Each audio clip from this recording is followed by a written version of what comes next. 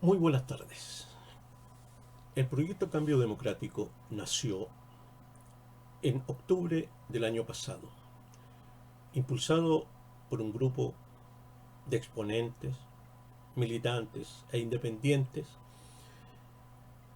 de una izquierda democrática, reformista y profundamente comprometidos con los valores del respeto, de la tolerancia y del diálogo propio de una sociedad en la cual la convivencia civil debe ser prioritaria. En ese momento reaccionamos en contra de la violencia y la destrucción y pusimos en alerta acerca de los peligros que conllevaba eso a la democracia que tanto nos había costado reponer. Luego hemos hecho otras iniciativas que han avanzado por el camino de encontrar una común voluntad de salir adelante en las crisis que hemos debido enfrentar y en las que hoy día estamos enfrentando. Hemos abogado por un acuerdo nacional que abarque un periodo de al menos 2 años para poner a Chile de pie nuevamente. En eso vamos a seguir insistiendo. Y en esa perspectiva hemos inaugurado o estamos inaugurando ahora una serie de encuentros y conversatorios a los cuales hemos llamado Conversemos del hoy y del mañana. Y para ello hemos querido comenzar un encuentro con el expresidente Ricardo Lagos Escobar, una voz y una figura de tanta relevancia en Chile y digámoslo también internacionalmente. Hemos invitado a él a que comencemos este ciclo de encuentros que sin duda aportarán en el debate nacional y entregarán una perspectiva que pueda ayudar a encontrar el camino que todos los chilenos, juntos, juntos, y sin odiosas divisiones, a veces muy artificiales o dictadas por ideologismos infértiles, estamos llamados a cumplir. Damos la palabra entonces a nuestro invitado, Ricardo Lagos Escobar, pidiendo de antemano disculpas por los problemas técnicos que podamos tener en este primer encuentro virtual. Muchas gracias.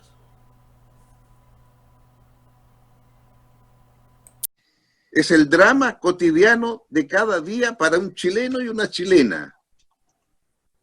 Y tenemos que aprender a hacernos cargo de eso. Entonces, también hacernos cargo de eso significa entender que los desafíos que tenemos ahora los podemos mejorar a partir de lo que hemos hecho, porque hay un cierto capital acumulado. Y me quiero explicar en ese punto en particular. Es cierto, en 30 años multiplicamos el ingreso por habitante en un promedio 4 veces. 4 veces. Y estamos contentos en el sentido de decir, bueno, mire usted, había tantos pobres, los disminuimos, había tanto esto y pasó esto otro. Sí. Pero más importante, que cuando usted aumenta los ingresos de la ciudadanía siente que ese es un logro de ellos, y con razón. Ellos hicieron el esfuerzo, ellos se pusieron de pie, y ellos avanzaron. Y junto con eso, avanzaron, surgen nuevas demandas, nuevas necesidades. Surge, como es lógico, ahora otros bienes y servicios. Ahora que dejé la pobreza atrás, primero no quiero volver atrás y demando entonces un sistema que me impida volver atrás. Y en medio de esta pandemia, muchos sienten que están volviendo atrás y están volviendo atrás. Entonces, la necesidad de protección pasa a ser fundamental. Y uno se pregunta, ¿y cómo los protegemos? Porque esa protección tiene que ver con la dignidad del ser humano. En último término, ¿qué es la democracia? ¿Cómo somos capaces de tratar a todos los ciudadanos para que sean iguales en dignidad? Unos con más riqueza o con menos riqueza, con más educación o menos educación. Pero todos, seres humanos, tienen derecho a igual dignidad. Y para eso hemos hecho un esfuerzo. Entonces ahora, aquellos que tienen un mejor nivel se pusieron de pie, tienen otras demandas. Y esas demandas en democracia se le demandan a quienes lo gobiernan, a este vínculo que hay entre ciudadanos y aquellos que son sus representantes porque los eligió democráticamente. Llámese jefe de Estado, llámese Parlamento, llámese Cámara de Diputados, Cámara de Senadores, Poder Judicial, instituciones autónomas como el Banco Central o la Contraloría, etcétera. Y por lo tanto, lo que quiero decir con esto es que la situación que tenemos hoy tiene 30 años que se ha estado generando. En lo positivo, porque la gente ha progresado, y en la necesidad de satisfacer nuevas demandas, porque se progresó. Para decirlo en 2 palabras, he visitado muchas viviendas sociales de las que se construían hace 20 años atrás. ¿Y qué me preguntan los que están allí? ¿Cómo es posible que usted no se preocupó y no nos hizo un lugar donde dejar el auto? Y la única respuesta uno es, perdóneme, pero ¿usted pensó hace 20 años atrás que iba a tener el auto? No, ¿cómo se le ocurre? Nunca pensé. Bueno, en eso consiste un sistema democrático, que usted va avanzando y tiene nuevas demandas y cómo las satisface. ¿Y qué es lo que ha pasado? Ah, bueno, mire usted, lo que el Estado recauda de todo lo que produce un país es lo que le permite al Estado, y eso se llaman impuestos, es lo que le permite al Estado satisfacer los bienes y servicios que la ciudadanía demanda. ¿Y qué nos ha pasado en estos 20 años? 30 años, para ser exacto. Hemos aumentado el poder de compra de los ciudadanos. Pero el problema es que ese poder de compra no es suficiente para lo que ellos quieren ahora, porque quieren más que antes. En educación, en salud, en jubilaciones, son muchas cosas. Y entonces, ¿qué es lo que nos enseña la experiencia? Que a medida que un país va progresando, va creciendo, el porcentaje de impuestos hacia el Estado tiene que ir aumentando. Y este es un tema central. Y digámoslo como es. En el gobierno del presidente Elwin se logró hacer un pequeño aumento en los ingresos de impuestos. Y llegamos a tener aproximadamente un 20% del producto que Chile de un año para el Estado. Y ese 20% se ha mantenido inalterable. Y ahí está el meollo de nuestros problemas. Lo puedo demostrar de una manera muy simple. En los primeros 20 años, entre el año 90 y el 2006, el nivel de deuda del Estado de Chile era 5 puntos el producto de Chile. De todo lo que Chile produce, teníamos una deuda de 5. Entre el 2006 y ahora, esa deuda de Chile no es 5%, no es 10%, no es 15%, es 30%. Es decir,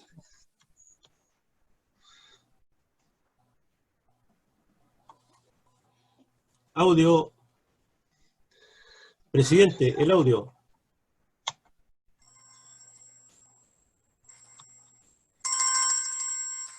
Presidente, active el audio, por favor, abajo.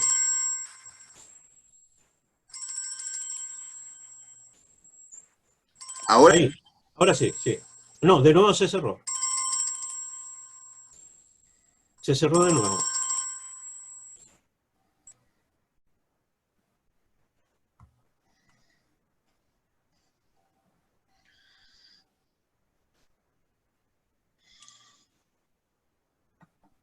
Abajo hay un icono, que es un micrófono.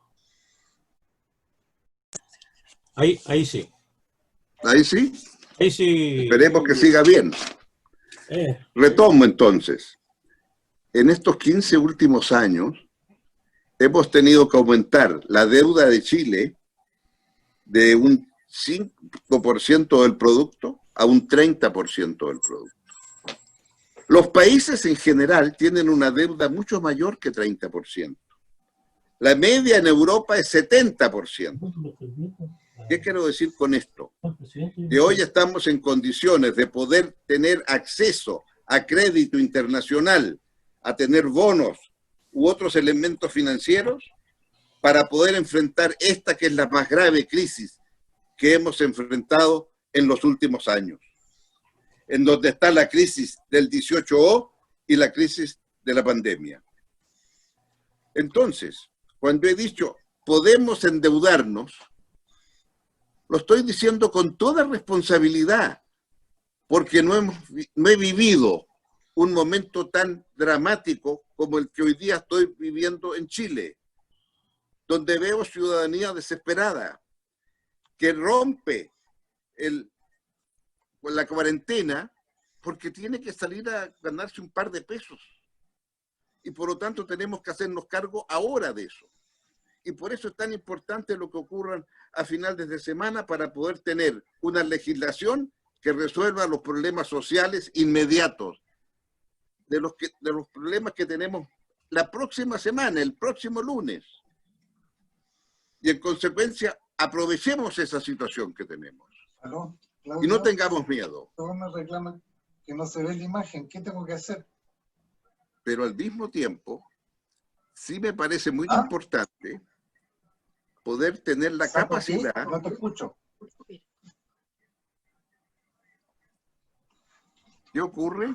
El anfitrión no permite que los participantes reaccionen su micrófono ellos mismos. Moncho, si hablas por teléfono, corta tu audio. ¿Hablo por teléfono fuerte?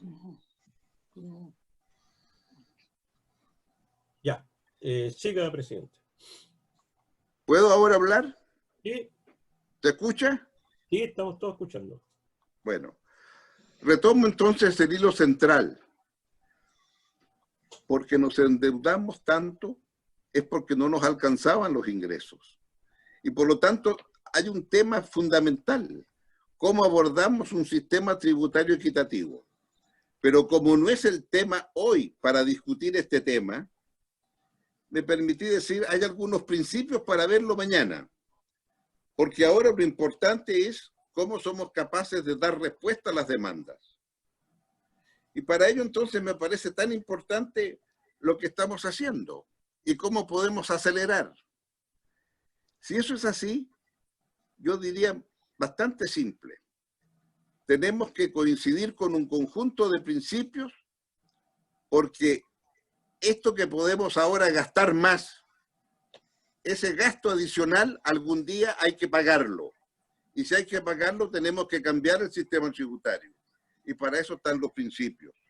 Y para eso entonces decimos 5 principios.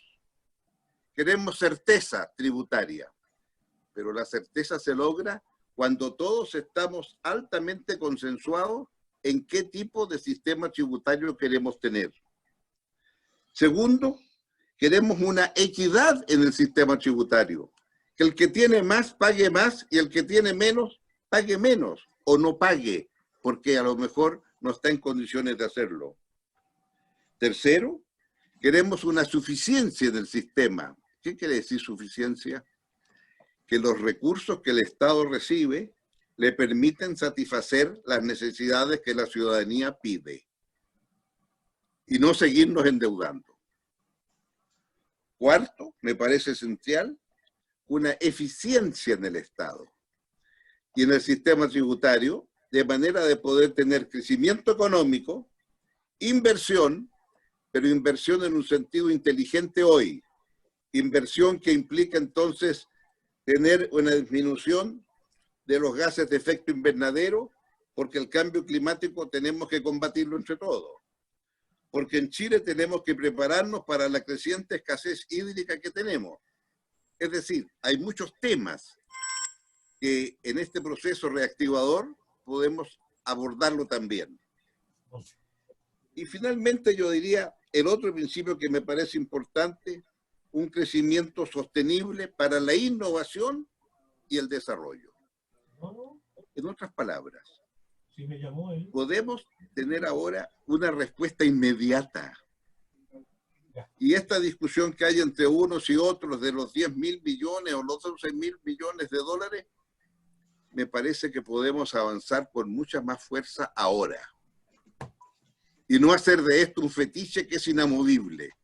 Las necesidades hoy están ahí y tienen que ser satisfechas. Y me parece inadmisible que estemos discutiendo cuando la solución está.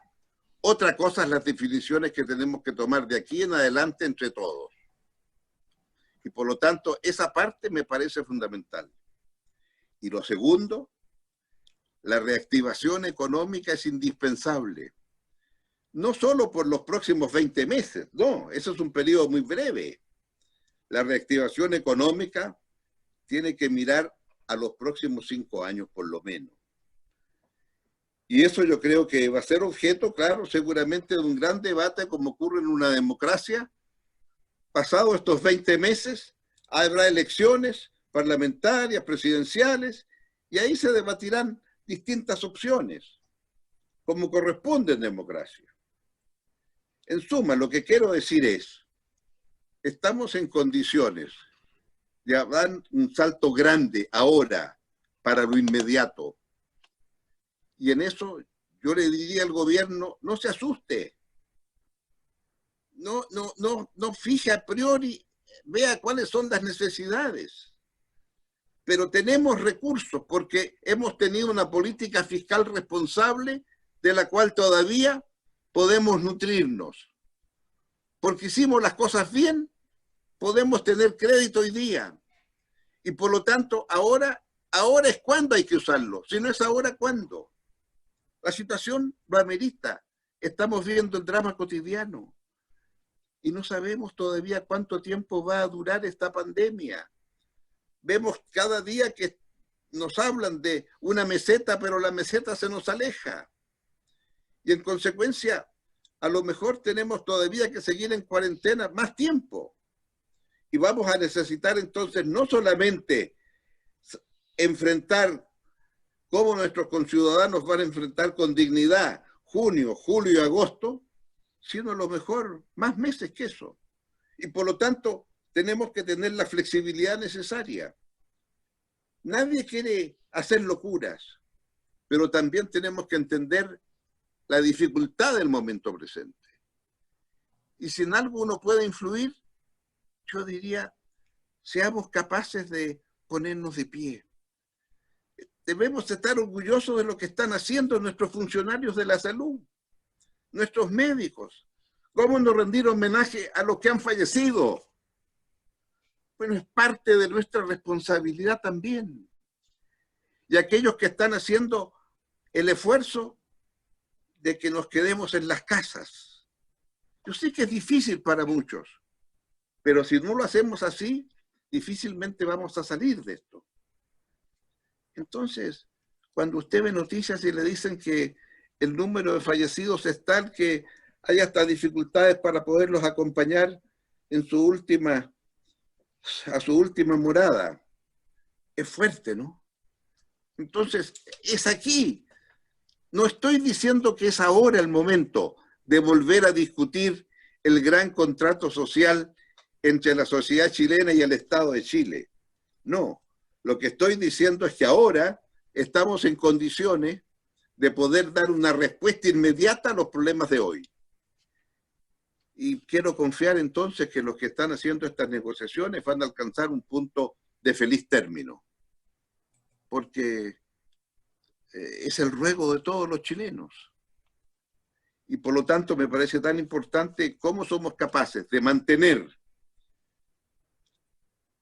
el timón de las instituciones del Estado que funcionen, den soluciones al momento actual, aquí y ahora, que es indispensable, y de ahí entonces mirar después el largo plazo.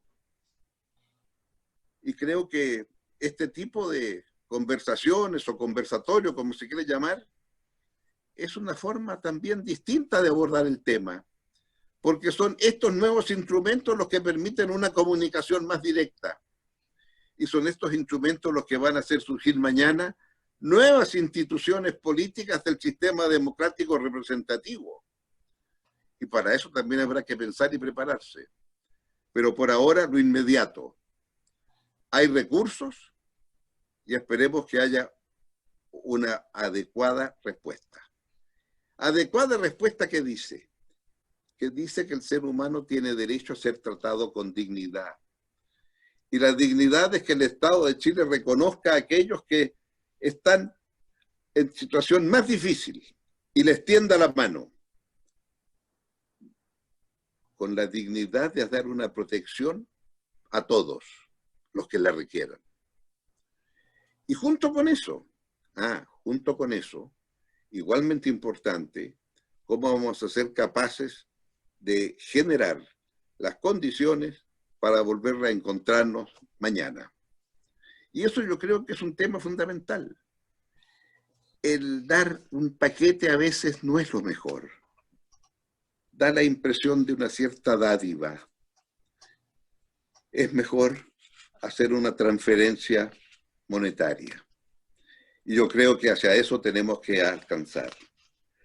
Porque el Estado también es eficiente cuando tiene que dar, por ejemplo, en la Junta de Auxilio Escolar, en donde da desayunos y almuerzos a más de 1.800.000 niños a lo largo del país. Y en buena hora.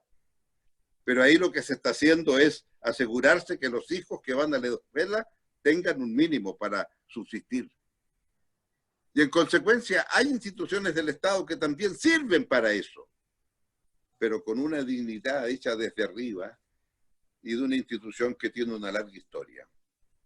En suma, yo creo que es el momento de poder dar una respuesta ahora a través de transferencias electrónicas, la cuenta RUT, que es altamente difundida, y poder de esa manera satisfacer lo que hay que hacer en los próximos 3 meses.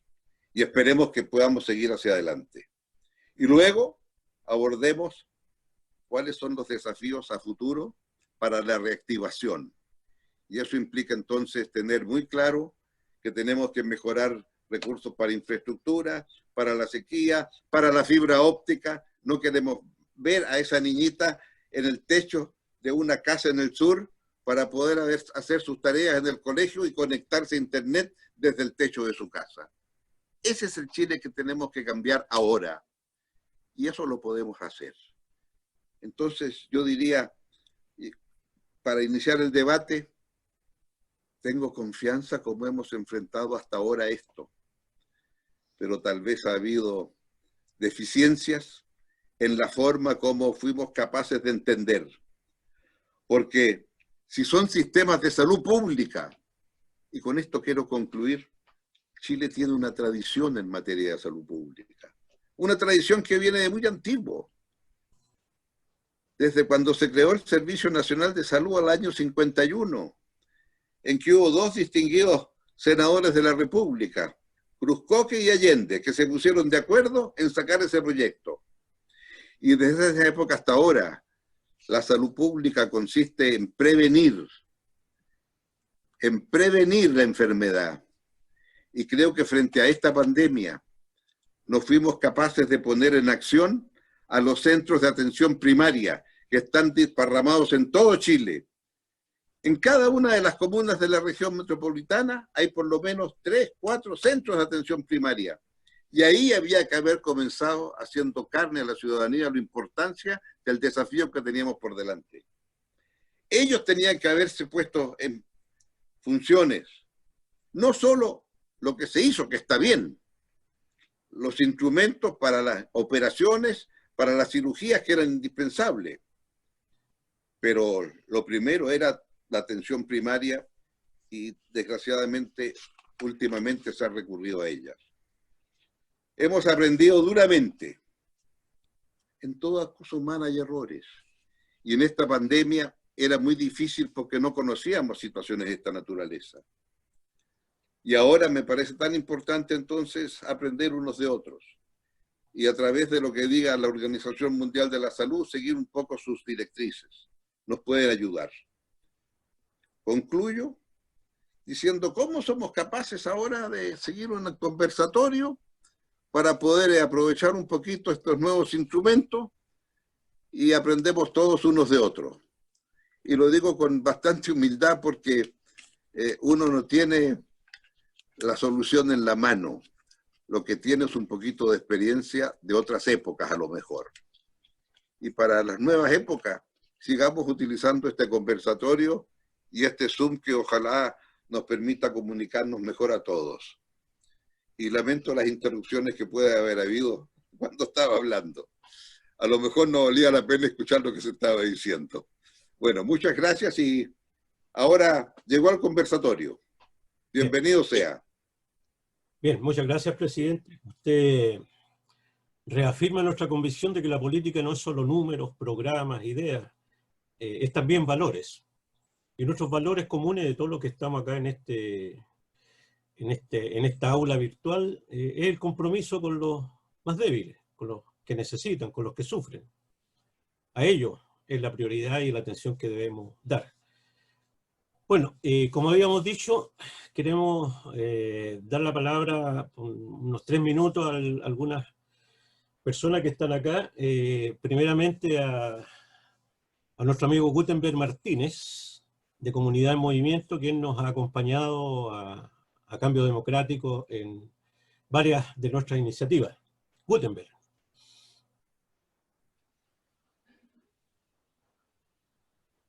Gutenberg, acciona el micrófono.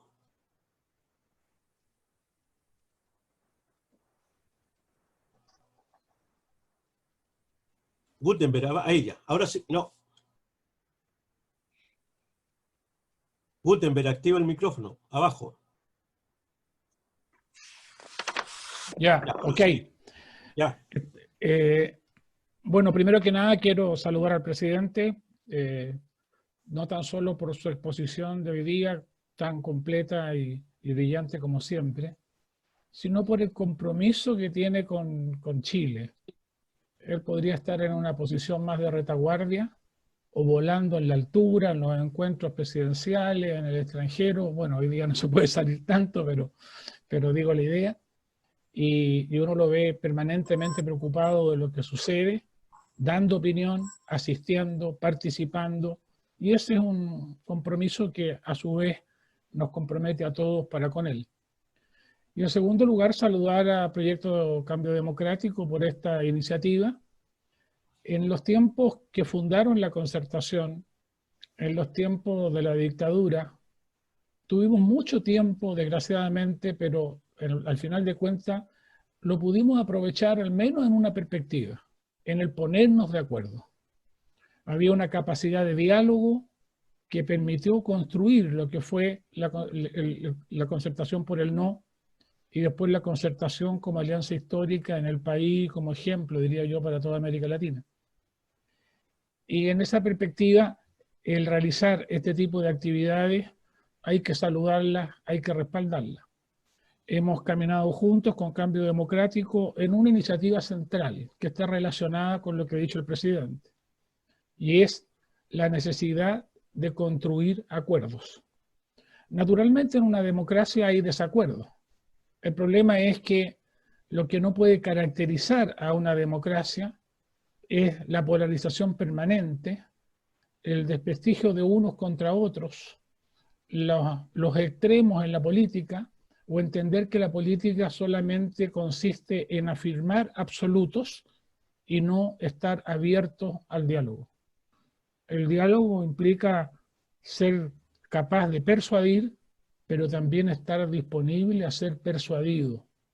El diálogo para construir acuerdos significa que hay que estar muy convencido de lo propio y a partir de ese convencimiento ser capaz de discernir respecto a qué es lo que se puede conceder con el fin de llegar a los mejores acuerdos. Yo creo que lo claro es que de esta pandemia y de la deuda en arrastre representada en el estallido social, se requiere salir con un acuerdo, al menos como lo ha dicho el presidente, para los próximos 2 años. En eso yo diría, no basta solo la emergencia que no sabemos cuál es el plazo que tiene, 30 segundos. pero tiene que ser un acuerdo en torno a la emergencia y un acuerdo al menos en los inicios de la activación. Y creo que a lo que podemos respaldar lo que ha dicho el presidente Lago es también presionemos por los acuerdos, presionemos al gobierno y a la oposición por los acuerdos e intentemos representar a una mayoría del país que lo que quiere es soluciones acordadas en lo más posible. Felicitaciones por la iniciativa y felicitaciones al presidente por su intervención. Gracias, Gutenberg. Bueno, como en toda reunión física, siempre llega alguna carta justificando ausencia, así que nos han llegado algunas justificaciones que Darío las va a dar a conocer. Darío, activa el micrófono.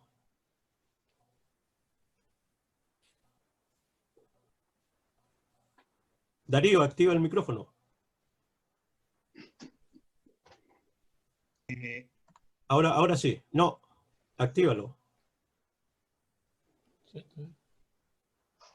Activa el micrófono abajo. Activa tu micrófono, Darío. Ahora sí. Ahora sí. Bueno, buenas noches a todos, buenas tardes a todos. Muy buenas tardes, estimado presidente. Yo fundamentalmente lo que tengo que hacer en este momento es dar algunas justificaciones que están más que justificadas, valga la redundancia, porque está el tema técnico en donde en esa parte sí fuimos superados por este agotamiento en el número de 100, quedando mucha gente afuera. Tengo que mencionar a varios de ellos, por supuesto que voy a partir por el sacerdote Felipe Berrío, que manifestó su imposibilidad de ingresar porque no tenía internet. En el caso de él no fue un tema de que estaba copado esto, sino que no se consiguió internet para poder participar. Luis Rivero también se justifica. Cristian Worken también se justifica por problemas de que tenía unas clases que no las pudo correr. Se justifica Mariana Elwin, que no ha podido ingresar. Pedro García también.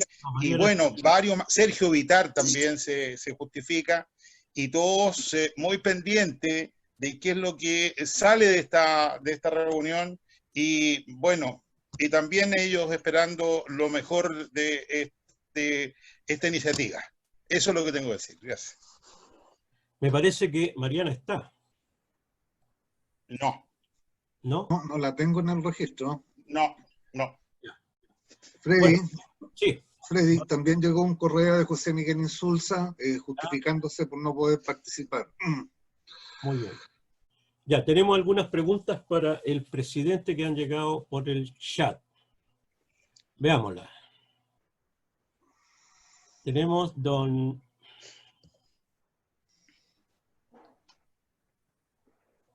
de Arnaldo Chivaro, dice, ¿cómo pasamos de los planes de negocio como concepto de decisiones económicas nacionales al establecimiento de estrategias de desarrollo sustentadas en la economía política?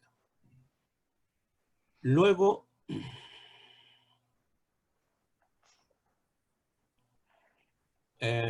aquí no nos dice el nombre, pero alguien pregunta, ¿qué opina del cierre de 3 embajadas en la Unión Europea? Álvaro Briones pregunta, ¿qué alianza política puede garantizar un gobierno que enfrente los problemas nacionales con la responsabilidad que usted plantea? Peluda esa pregunta. Luego, Julio Riutor pregunta, ¿cómo ve usted el ánimo para enfrentar con realismo estos quizás necesarios ajustes? Se refiere a ajuste de obligaciones. Luego don Carlos de Ferrari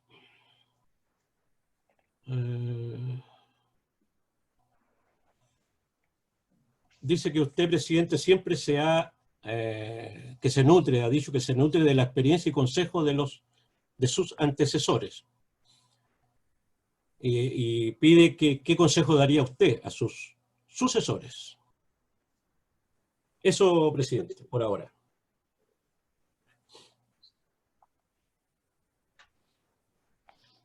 Bueno, creo en primer lugar decir que estoy contento de poder participar y escuchar este tipo de planteamientos. Lo que ha hecho Guterman Martínez ha sido muy generoso.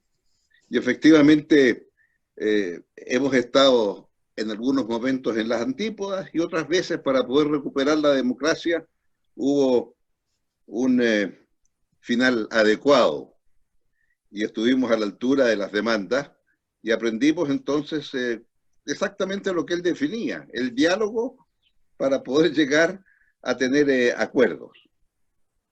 Ahora, junto con el tema de la primera de las preguntas que surgió, que aquí se han planteado, ¿cómo se va, decía, para definir una economía política en beneficio de las mayorías? Y yo creo que acá el elemento determinante es que la democracia es el elemento que permite procesar las demandas de la sociedad. Y a medida que usted procesa demandas, usted dice cuáles de esas demandas pueden ser satisfechas y cuáles no. Esas demandas que pueden ser satisfechas van a requerir un conjunto de ingresos, pero eso lo van a tener que decidir los ciudadanos a través de sus representantes. En consecuencia, yo diría que el sistema democrático garantiza, porque las definiciones las hacen los ciudadanos, y como ciudadanos todos valemos un voto. Aquellos que creen solo en economía de mercado, dicen, no, eso lo resuelven los consumidores. No, lo que pasa es que los consumidores son distintos según el tamaño del bolsillo. Y en consecuencia yo diría que hay dos grandes núcleos en los sistemas políticos de hoy. Los que creen que la solución está en el mercado y no entender que hay un conjunto de bienes y servicios que deben estar al alcance de todos y que lo definen los ciudadanos. Mire, el ejemplo que me gusta poner. Cuando en Chile se discutió durante 20 años si debía haber educación obligatoria. Y al final se dijo, sí, educación obligatoria. ¿Cuántos años? Y la respuesta fue 4 años. En el Chile de 1920, cuando se aprobó esa ley, se dijo educación para todos, pero solo 4 años porque somos un país pobre. Y a medida que Chile fue creciendo, se fue a los 6 años, a los 8 y ahora a los 12. En consecuencia, esa es una definición de los ciudadanos. Cuando los ciudadanos dicen agua potable es indispensable para los seres humanos, y bueno, ¿y cómo pone usted agua potable en el campo? El mercado no lo va a satisfacer. Tiene que ponerla, y si hay un sistema por el cual al final la pone el Estado, por un procedimiento en el cual se traspasa la operación del sistema a los que lo están usando. Entonces, yo diría, la forma de esto es entender que las definiciones, a lo obvio, que él dice, todos tenemos en una democracia que ser a lo menos iguales en algo. Ese a lo menos iguales en algo lo definen los ciudadanos a medida que el país va creciendo. Y eso yo creo que es muy importante. La otra pregunta es muy puntual, lo del cierre de embajada. Bueno, creo que a muchos nos sorprendió. Creo que debiéramos darle una vuelta un poco más. A lo mejor podríamos pedir un periodo de reflexión antes de hacerlo efectivo. No sé las razones que haya habido, deben ser algunas muy valiosas, pero quiero sinceramente decir, yo no estoy de acuerdo. Así de simple. No sé las razones. A lo mejor se me convence. Por ahora yo diría, ¿por qué no lo dejamos en pensamientos para no tomar esa decisión tan drástica? La otra pregunta es, ¿cuál es la alianza política? Para las cosas que uno plantea, yo creo que la alianza política tiene que ser lo más amplia posible, de todos los que estén de acuerdo en un sistema democrático para resolver cuáles son los bienes y servicios que creemos que están al alcance de todos los chilenos. Y creo que eso obliga también a tener un alto grado de consenso en los distintos segmentos de la sociedad chilena. Y por lo tanto, a ratos uno siente que hay un enfrentamiento demasiado artificial entre A o B y nos olvidamos de los elementos que son los convocantes de la mayoría nacional.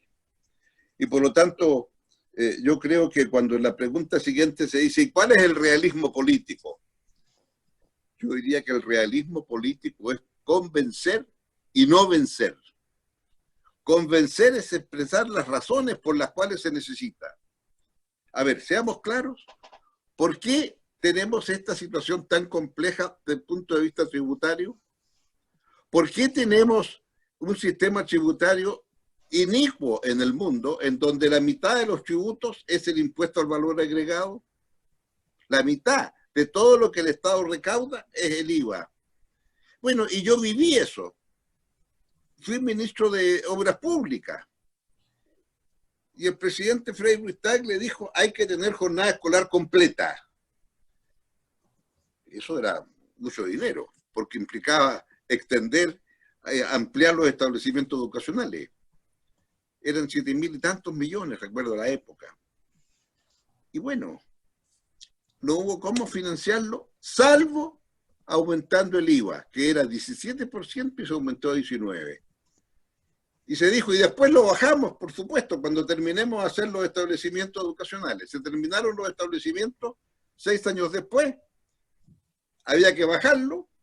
Estábamos haciendo una reforma de salud, el auge.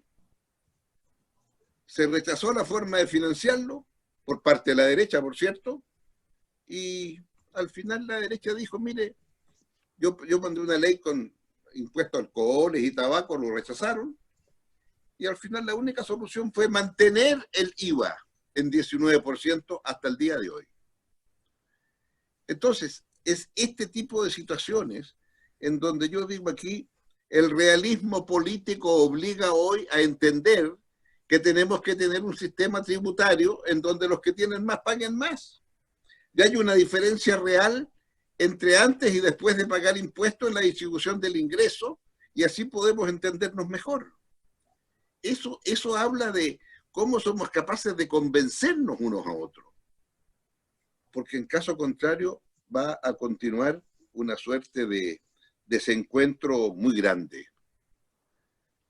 Quisiera también decir, a la pregunta última que me dijo, bueno, usted recibe consejo de los antecesores. Bueno, en mi caso fue muy privilegiado porque mis antecesores me tuvieron como colaboradores de ellos como ministro. Del presidente Elwin fui ministro de Educación, del presidente Frei, como recordaba, fui su ministro de Obras Públicas. Y por lo tanto, aprendí mucho del ejercicio de cómo se gobierna. Pero, por ejemplo, fue lo que hizo Elwin y Frei en materia de centros de atención primaria, centros de salud, el que se hizo una gran construcción de infraestructura de esos centros. Nosotros pudimos después implementarlo con mucha más resolutividad, de manera de hacer de los centros algo mucho mejor dotado que estaba antes.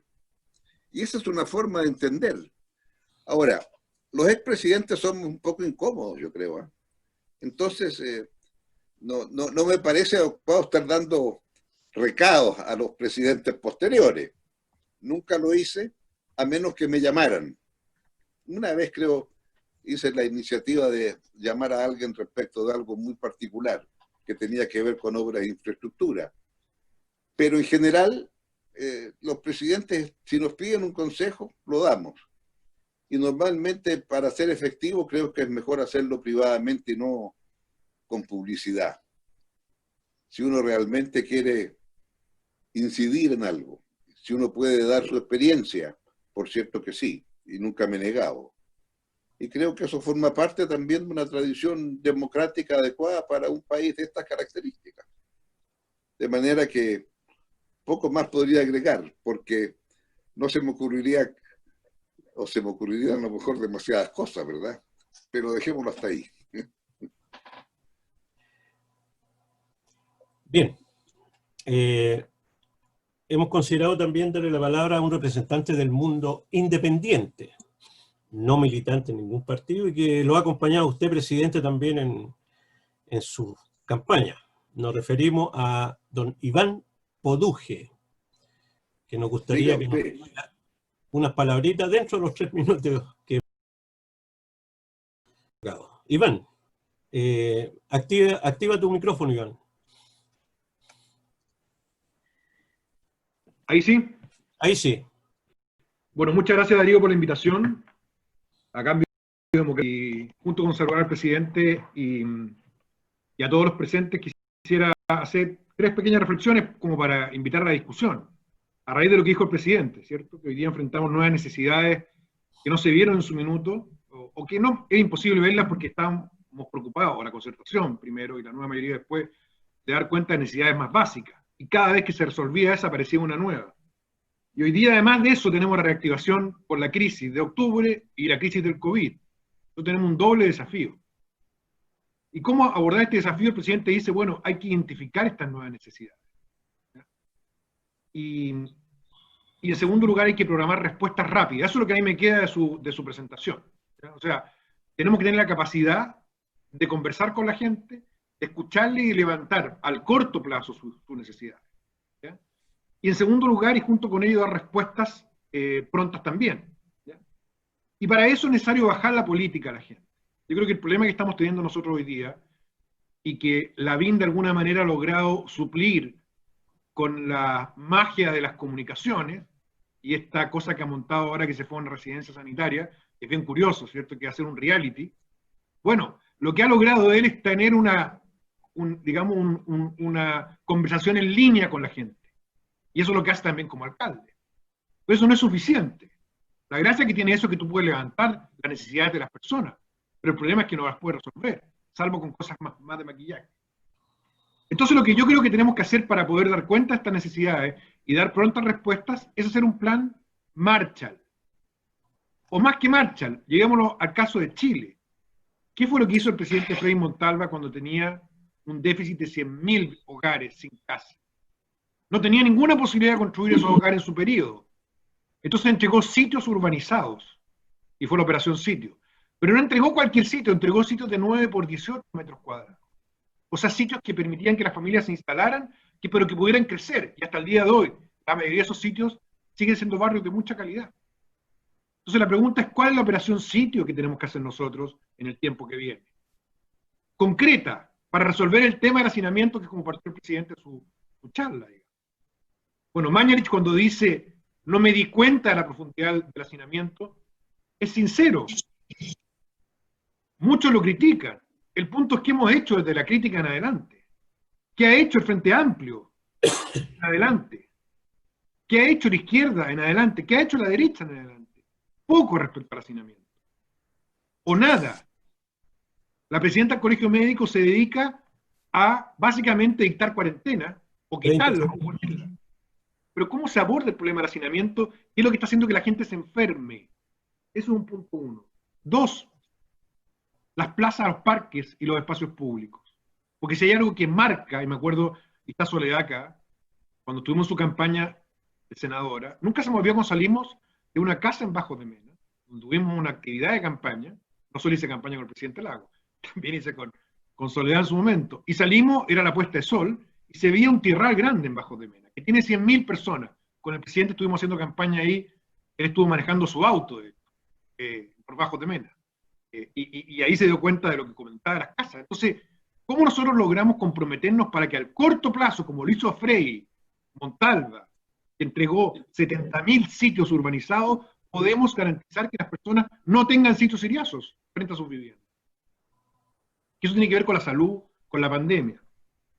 Tercero, el agua. El presidente lo tocó, que es más estratégico. Bueno, ¿cómo empezamos a hacer los embalses ahora? ¿Cómo empezamos a desalinizar ahora para que de esa manera vivienda, plaza, barrio y embalses sean también un plan de reactivación? Entonces, para terminar, yo creo que la gracia es que muchos de los que veo acá, veo a Eduardo Jara, que es un tipo que, ¿cómo decirlo?, ha estado con la ciudadanía en terreno, no sé si está acá también, bueno, muchos de los que estuvimos en campaña, que saben escuchar, que están en el territorio con la gente. Eso es el gran atributo que tuvo la Concertación, que logró que ese escuchar se transformara en una acción concreta. Gracias, Iván. Gracias a usted. Te pasaste en un minuto, pero está bien. Ahora hay algunas preguntas que han llegado al presidente. Debo decir que la pregunta sobre la embajada era del amigo Tarut, que fue embajador. Luego tenemos una pregunta de Claudio Martínez, que pregunta: ¿cuál cree usted que debe ser la política de alianzas de la oposición?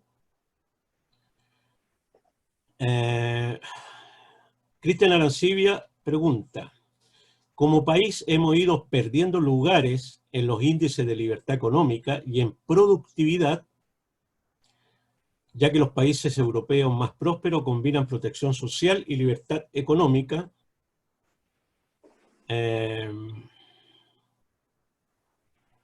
Nelson Haddad pregunta: la estructura tributaria de Chile no logra un fin distributivo en los que los más ganan tributen más y lograr una transferencia de riqueza de los más ricos para acercarse al promedio impositivo de la OCDE. ¿Qué opina usted? Rodrigo Ketterer pregunta: ¿cree usted que ha faltado hacer pedagogía política para explicar que muchas cosas no se pudieron hacer porque prácticamente hacia el año 2013 la derecha tuvo mayoría en el Senado?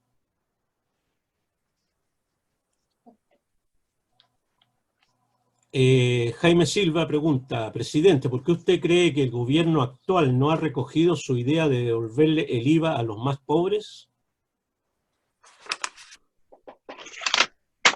Luciano Giglio pregunta: ¿es partidario de un bloque desde el Frente Amplio y Partido Comunista hasta la DC, o más bien lo planteado por Ignacio Walker y Jorge Burgos, de un bloque desde el laguismo a Evópolis y parte de RN? Natalio Berman pregunta: ¿usted preferiría aumentar la tasa impositiva marginal a los individuos o pasar a imponer un impuesto patrimonial?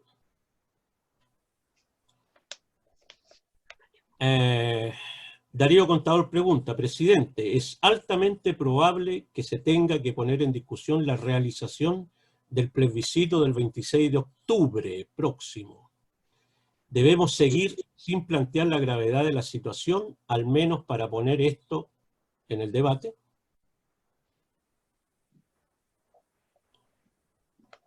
Juan Pablo, no está su apellido, no, Pablo es el apellido, perdón.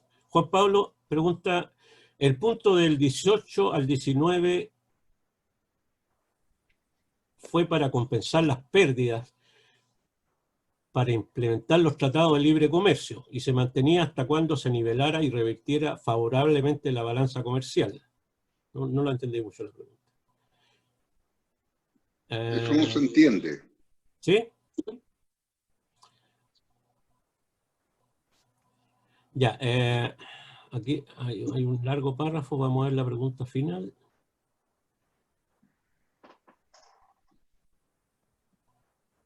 Bueno, don Gabriel pregunta en particular: ¿cuál es el rol de la política en el sistema democrático, así como el rol del Estado, entre otros?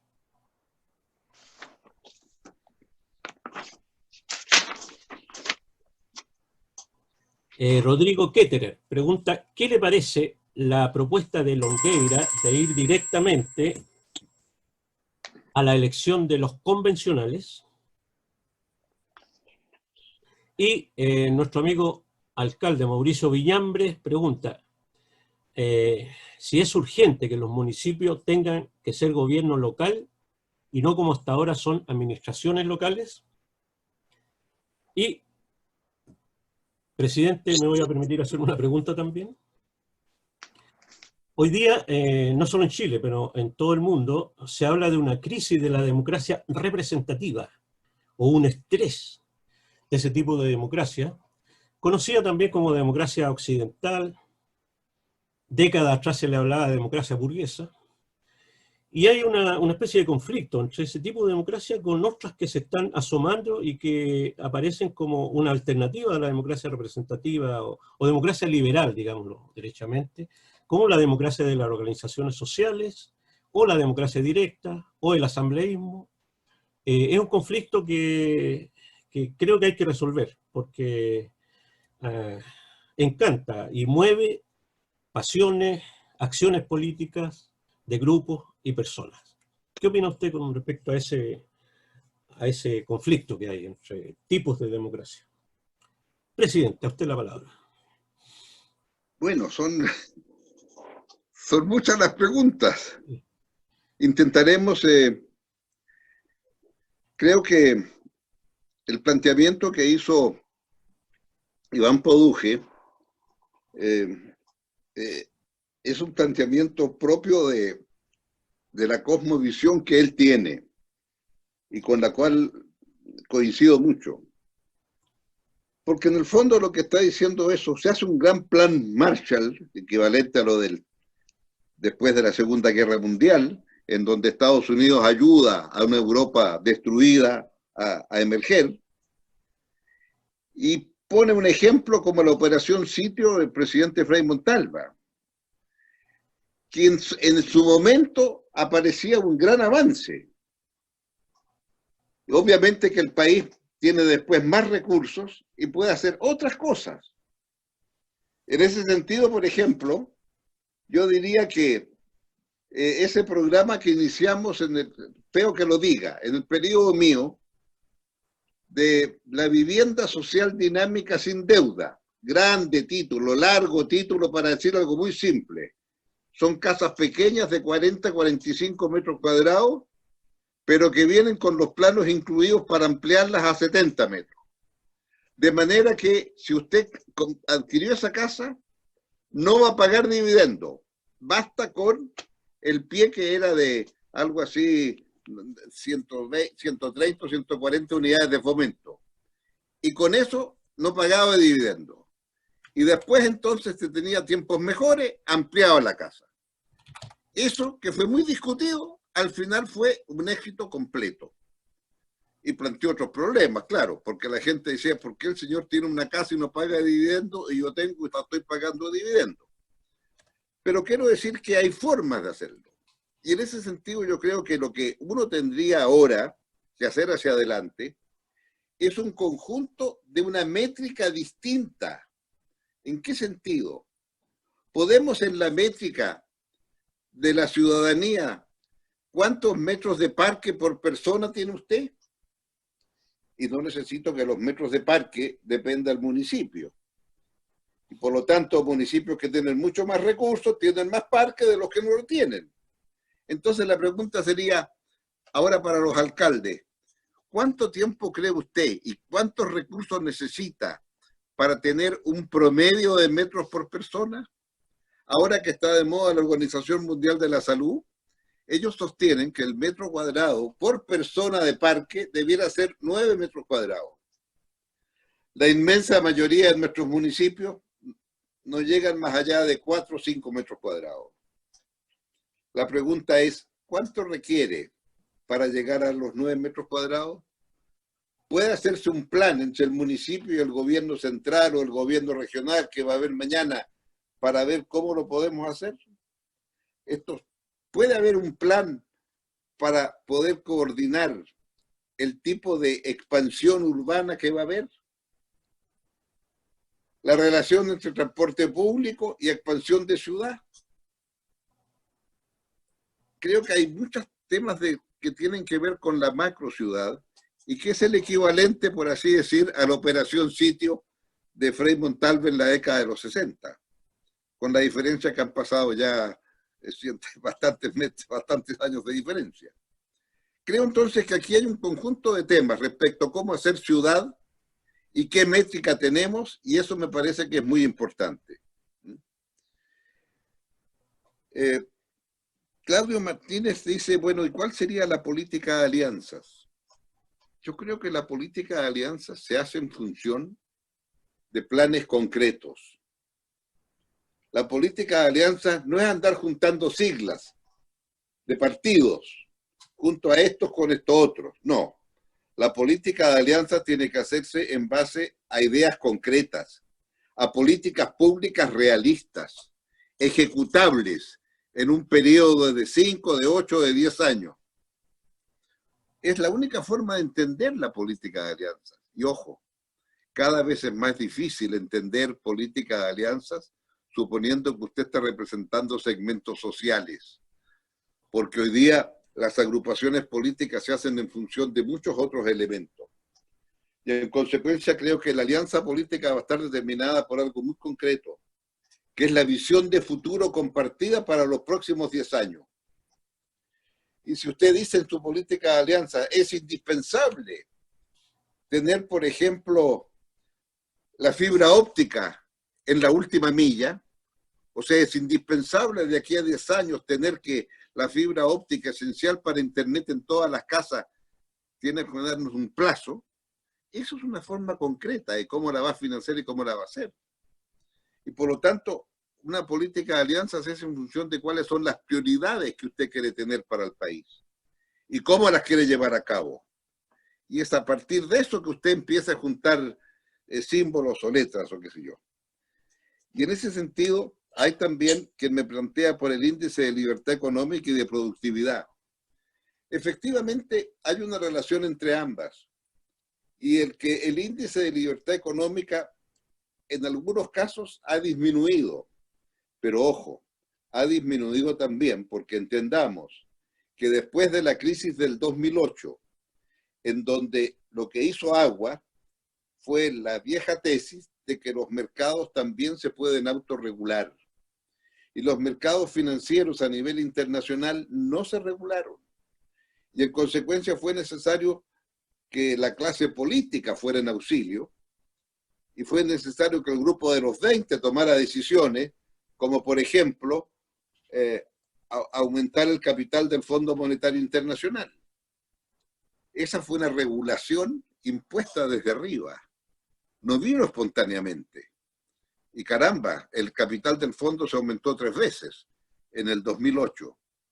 En otras palabras, lo que quiero decir es que el índice de libertad económica a partir de la crisis del 2008, en muchos lugares, fue necesario introducir elementos de conducción porque el mercado no era capaz de autorregularse, como quedó demostrado. Y por lo tanto creo que eso explica también lo que ha pasado con esos índices.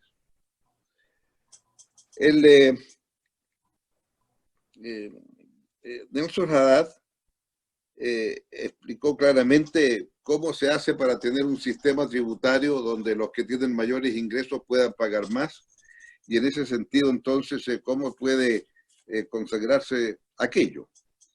Y ahí yo creo que algo importante que también ha ocurrido en estas materias es que alguien preguntó acá, ¿qué opinaría usted respecto de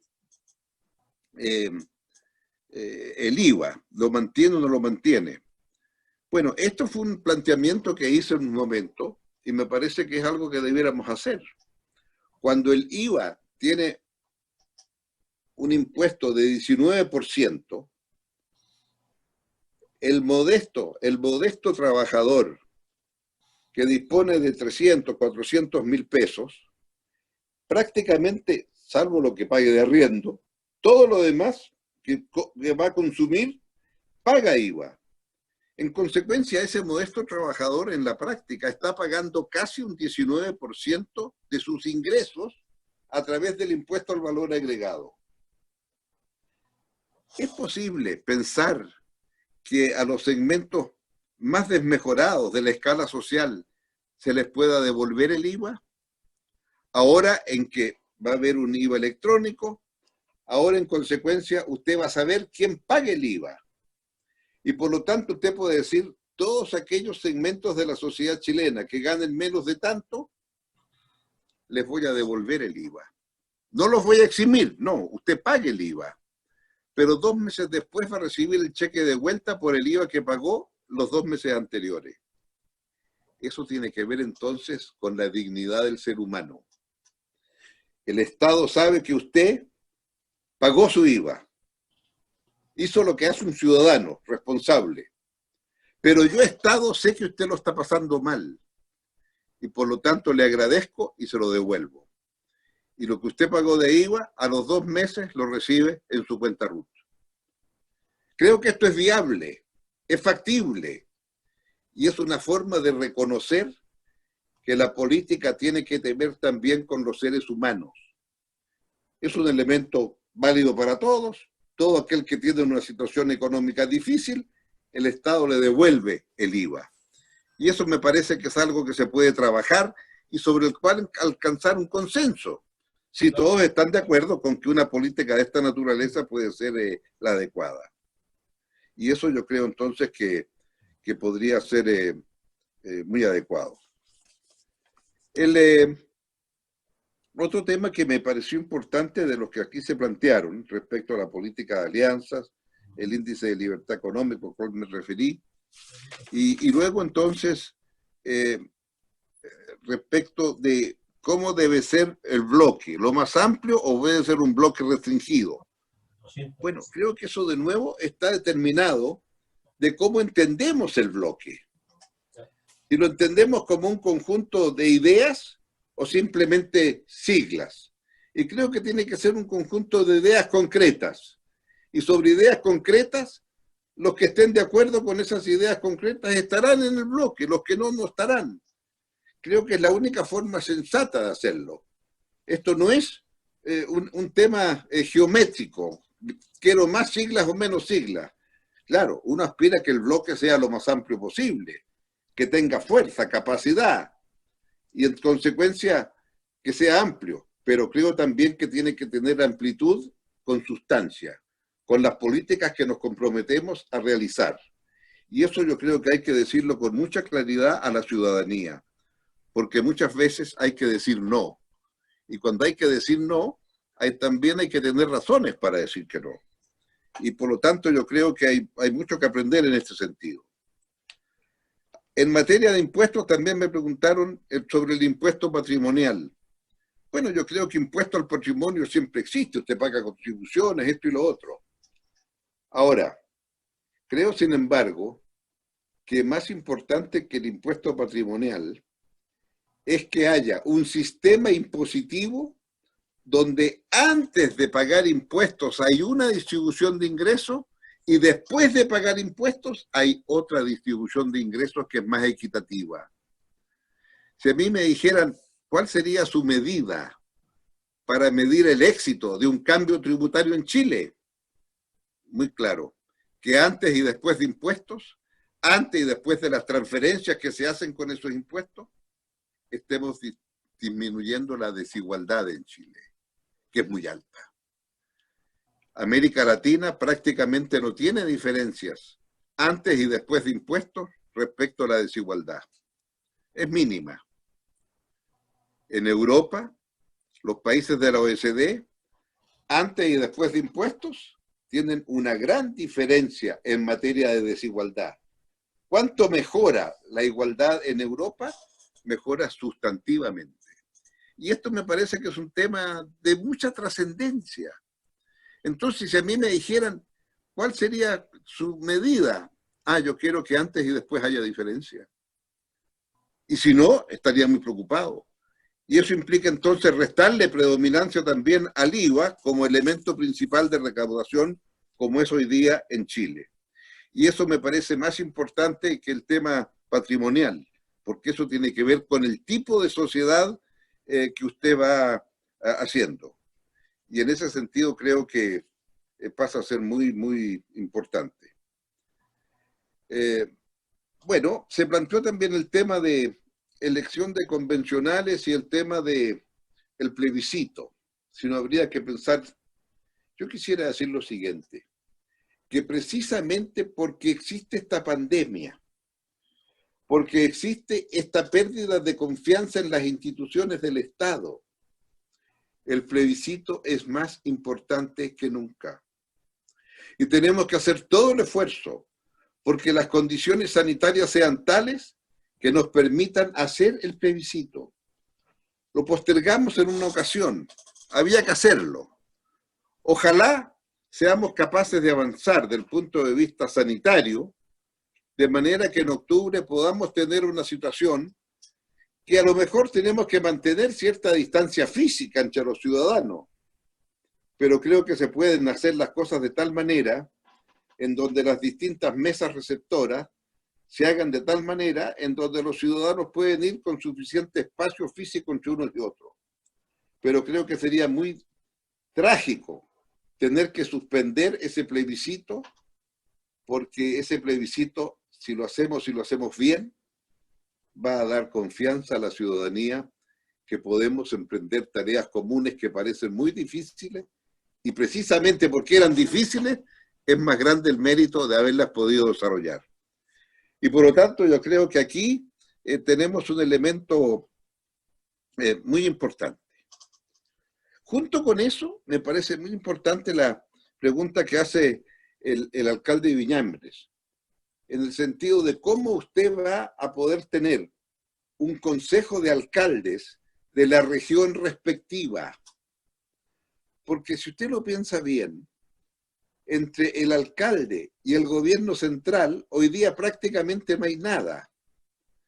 Es de esperar que cuando existan los gobiernos regionales, los alcaldes tengan una participación que se consagre en el gobierno regional de una manera institucional, de manera que haya un camino institucional por el cual los alcaldes de una región tienen un cuerpo propio, alcaldes de la región tanto. Y esos alcaldes van a ser capaces entonces de resolver un conjunto de temas que atañen a la región. Usted quiere resolver problemas de transporte, de caminos, en qué medida hay cosas que pueden hacerse mucho mejor a nivel de la región y no a nivel central en un gobierno que esté instalado en Santiago, o en un ministerio, por así decirlo.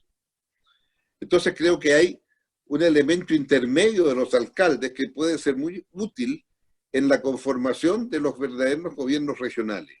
Y eso creo que podría ser un elemento muy importante.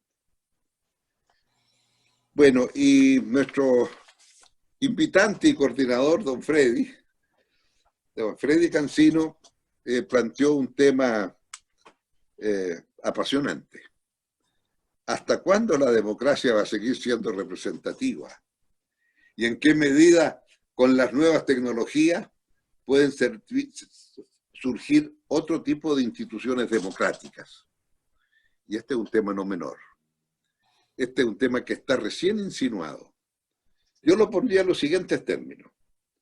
La democracia, por definición, siempre va a ser representativa, porque por definición uno tiene que elegir a aquellos que lo van a representar para gobernar, ya sea del aparato del Estado, del Poder Ejecutivo, del Poder Legislativo, Poder Judicial, etcétera, o poderes auxiliares.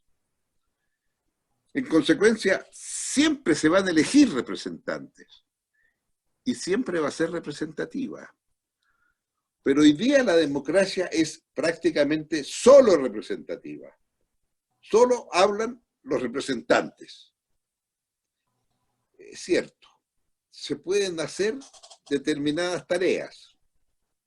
Los amigos uruguayos, bueno, ahora con motivo de la pandemia, Uruguay está de moda, ¿verdad? La lleva. Bueno, usted sabe que los amigos uruguayos tienen una disposición que dice que los ciudadanos pueden derogar una ley que apruebe el Congreso. ¿Cómo es eso? Sí.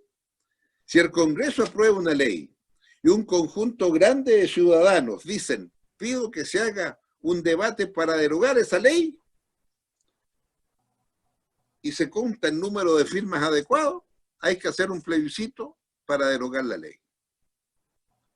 Ah, pero tiene una exigencia ese plebiscito. Que los que votan en el plebiscito para derogar la ley, tiene que ser un número mayor de ciudadanos, de los ciudadanos que votaron para elegir el Congreso que aprobó esa ley. ¿Se entiende, verdad? Claro. Sí, sí. ¿Ah? Bueno, ahí tiene usted. Bueno, ojo, usaron esa ley. El Congreso derogó la ley de amnistía que aprobaron los militares. Y algunos dijeron, no, eso va a ser mucho complicado. Pido derogar la ley. Y bueno, juntaron la firma y se hizo un plebiscito. Y el plebiscito se aprobó derogar la ley. Pero los que votaron en ese plebiscito fueron menos de los que votaron para elegir al Parlamento. Por lo tanto, la ley no se derogó. ¿Me explico? Usted puede tener mecanismos plebiscitarios, pero que le ponen restricciones, ¿no? Ojo. En Finlandia, claro, Finlandia tenía que hacer. Finlandia también existe esa disposición por la cual, cuando se está discutiendo una ley en el Parlamento, fíjese usted, es un sistema parlamentario, hay primer ministro y presidente, claro, para el primer ministro. Cuando se aprueba una ley por el Parlamento, se está discutiendo, un número X de diputados pueden decir, pido que esta ley se someta a discusión de la ciudadanía. Quiero escuchar a los ciudadanos sobre esto. Y bueno, se dice ya, ¿cuánto tiempo para que los ciudadanos opinen? 2 meses ya. Durante 2 meses los ciudadanos pueden opinar sobre esa ley. Lo que opinan los ciudadanos es solamente a materia de información. No están obligados a hacerle caso a lo que digan los ciudadanos. Es el Congreso que escucha. Pide escuchar. Pero una vez que escuchó, es el Congreso el que resuelve. A la inversa. Los ciudadanos también pueden pedirle al Congreso que estudie determinado tema. Y si una vez que somete un número elevado de ciudadanos que están de acuerdo con eso, el Congreso está obligado a discutir el tema. El Congreso no está obligado a decir A o B, no, solo a discutir el tema. Le pregunté una vez a alguien que había sido presidente del Parlamento en Finlandia si alguna vez se había discutido algo que propusieron los ciudadanos. Y riéndose me dijo, sí, los ciudadanos propusieron discutir uniones del mismo sexo. Ah, eso no estaba legislado. No, no estaba legislado. Porque todo partido llegaba al gobierno y no se atrevía a ponerla en discusión porque a lo mejor iba a perder. Y en vista de lo cual, como ahí lo pidieron los ciudadanos, discutieron y aprobaron entonces uniones del mismo sexo los amigos de Finlandia. Como usted ve, hay formas. La pregunta es, ¿cuáles van a ser las formas intermedias? Porque en definitiva yo diría, sí, es indispensable una democracia representativa. Pero lo que la ciudadanía exige hoy es que entre 4 años en que eligen un presidente y 4 años que eligen un parlamento, la ciudadanía también quiere ser escuchada. Y entonces lo que hay que vincular es qué instituciones queremos crear para que no vivamos en una democracia plebiscitada de todo. Y por lo tanto podemos crear una democracia que esté escuchando a todos los ciudadanos y aprendiendo a resolver adecuadamente. Y creo que en esto hay una mezcla que hacer que pasa a ser muy importante. En suma, yo quisiera terminar este conversatorio diciendo que creo que ha sido una buena experiencia de cómo podemos desde una cuarentena buscar mecanismos para interactuar, salir de la cuarentena ordenadamente, pero mantener un debate civilizado. Segundo, creo también que con un debate civilizado podemos avanzar rápidamente. Y creo que es muy importante entender que si ahora tenemos un conjunto de tareas, es porque a lo mejor no hemos atrevido a abordar los temas que hay que abordar. Y entonces, quedaron un conjunto de temas que brotaron el 18O y otro conjunto de temas que aparecieron con la pandemia. Y por lo tanto yo diría que ahora tenemos que ser capaces de abordar ambos temas, pero con grandeza y generosidad. En esta larga vida me ha tocado demasiadas veces encontrarme con murallas que durante siempre dijeron no, no, no, porque estaban conscientes que tenían mayoría, porque tenían derecho a veto, porque los primeros 3 gobiernos de la concertación, entre el 90 y el 2006, fueron todos gobiernos que no tuvieron mayoría, porque los senadores designados eran los que hacían la mayoría y hacían que la derecha tuviera veto. ¿Cuántas veces se usó el veto y cuántas veces detrás de ese veto están los gérmenes de elementos que están ahora emergiendo con tanta fuerza? No quiero echar la culpa a un sector, somos todos responsables más o menos, pero asumamos también que muchas veces se estiró la cuerda del veto demasiado. Y a rato siento entonces que ha llegado el momento de ponernos al día, con seriedad y con responsabilidad, pero respetándonos todos, porque todos queremos lo mejor para Chile, y todos queremos mejor que todos sean tratados con igual dignidad. En definitiva, se está en la actividad pública porque queremos que todos seamos iguales como personas. Podemos expresar nuestros puntos de vista, todos somos ciudadanos y exigimos el respeto de nuestros derechos. Y en ese contexto creo que podemos avanzar. Ojalá comencemos por el corto plazo y en los próximos días se alcance el consenso que se está discutiendo. No será porque no hay recursos, porque creo haber en esta conversación demostrado que recursos hay. El tema es también, si usamos recursos hoy, ponernos de acuerdo cómo los vamos a pagar mañana con sistemas más equitativos y justos que los que hoy tenemos. Y eso me parece central para un debate civilizado. Y muchas gracias por esta invitación y esperamos que sea la primera de invitaciones desde que se puedan hacer mañana, aunque ya no haya cuaresma y cuarentena para cada uno. Presidente, muchas gracias por la invitación. Presidente, muchas gracias, pero mire, no quiero aprovecharme del pánico ni presionarlo, pero me dicen que están llamando mucha gente y que quedaron alrededor de 150 personas afuera. ¿Cómo lo arreglamos eso, presidente? Bueno, yo creo que una manera adecuada de arreglarlo es que usted con el poder de convocatoria invite a un otro conversatorio y con otros interlocutores. O sea, o hagamos de otra manera, me puede invitar con varios interlocutores, pues, y ahí sale más. ¿Eh? ¿Más ágil? No es que yo no quiera venir de nuevo, porque me he entretenido mucho en esto, pero simplemente porque creo que sería bueno tener algo un poquito más motivado. No se olvide, por favor, del elemento femenino, que es muy importante. Ahora, si usted no tiene por lo menos en un conversatorio de 5, 3 mujeres o 2 mujeres, está mal. Entonces, para el próximo conversatorio que sea... Vamos a idear algo así, presidente. Muy bien, le agradezco mucho. Claro, queremos agradecer a quienes participaron en esta reunión, a los amigos periodistas que han estado tomando nota por las noticias que van a dar después, y queremos indicar que también esto se ha grabado y lo vamos a subir también a las redes, toda esta sesión, para que tenga una amplia posibilidad de ser visto por muchos. Ramón, ¿quieres decir algo? No, ¿Ramón? No, solo está en la en la wincha de indicación en la parte de abajo de la pantalla hay un icono que dice opciones, ¿sí? Y quería sugerir a los participantes que eligiéramos la opción de aplaudir a Ricardo Lagos. Sí, hay que sacar, eso voy a pedir, hay que sacar, darle micrófono a todos. No, eso se hace con el...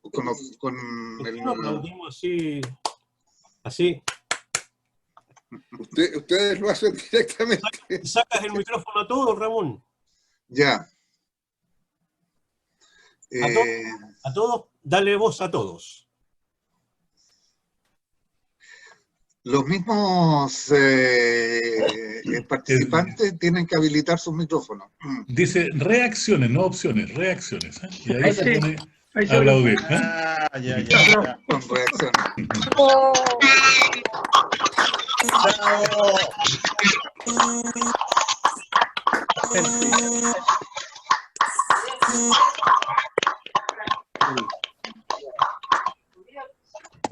¡Viva el presidente!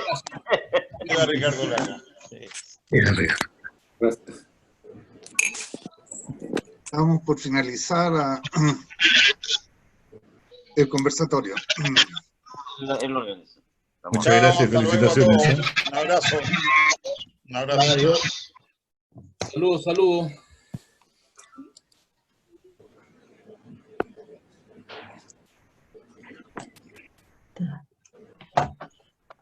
Buena cosa.